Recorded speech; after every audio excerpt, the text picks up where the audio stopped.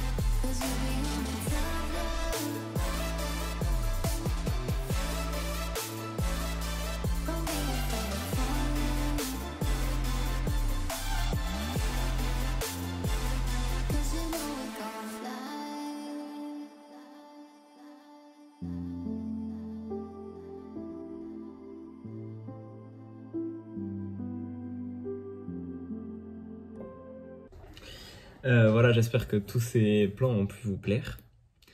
Je pense qu'il y aura la question déjà pourquoi on remplissait pas la benne en entier, en terre, parce que c'est une benne à céréales de base, donc ça va que c'est exceptionnel qu'on fasse un peu de terre avec, mais vu que c'est une simple coque et tout, c'est un coup à l'abîmer.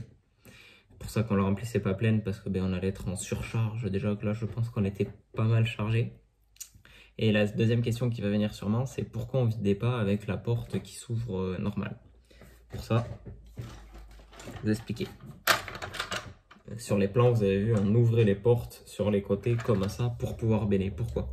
Parce que c'est pas une benne comme par exemple celle-ci, c'est une benne, un exemple, avec des vérins. Ça veut dire que de la cabine du tracteur, on peut dire je veux ouvrir ma porte et benner par la suite. Que le souci sur, c'est pas un souci, hein, parce que c'est une benne céréale. En fait, là c'est un vérin, et sur la benne à céréales, nous c'est un parallélogramme qu'il y a. Donc ça veut dire que le vérin, au lieu d'être là, il est là. Du coup en fait, ouais, on est monté sur un parallélogramme, donc du coup c'est pas un vérin, hein, c'est une tringle, et le truc est un peu fixé ici. Et du coup ça veut dire que quand la benne se lève, en fait vu que le bas de la tringle est bloqué, en fait ça va venir tirer sur la porte au fur et à mesure que la benne se lève. Parce qu'on est monté sur un système de parallélogramme, cette barre est fixée sur le châssis. Et donc le souci avec ça, vu que c'est une benne céréale à la base, ça va très bien parce que quand on arrive à la coopérative, on se fout à la fosse, ça lève un peu, on a le filet de grain qui coule, plus on lève, plus la porte s'ouvre.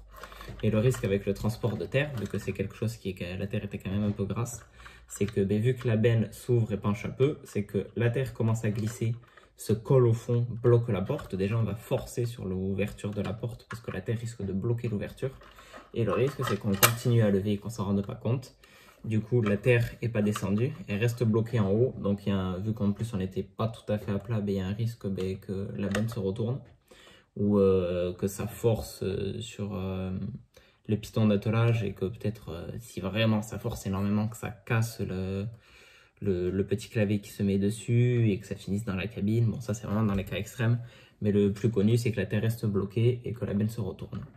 Donc pour éviter ça, bon, on perdait un peu de temps, mais on ouvrait nous manuellement chaque porte de chaque côté pour vider. Voilà.